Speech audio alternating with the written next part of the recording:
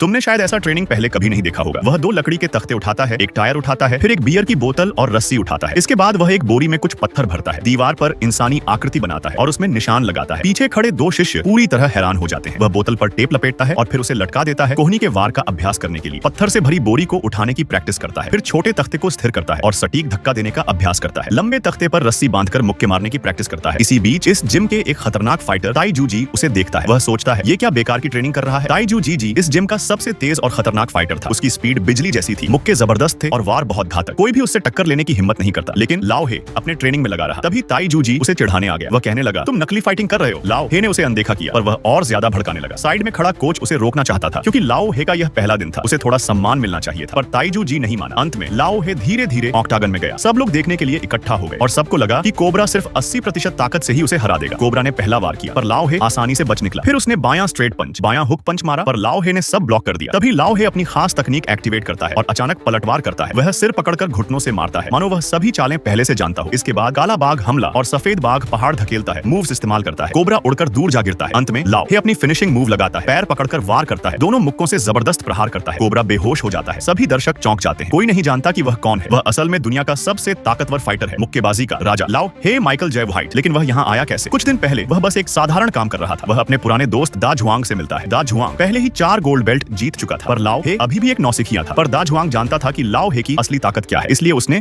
उसे ट्रेनिंग में मदद करने को बुलाया। क्योंकि दा झुआंग जानता था कि उसका अगला प्रतिद्वंदी 2.8 मीटर लंबा, 200 किलो वजन का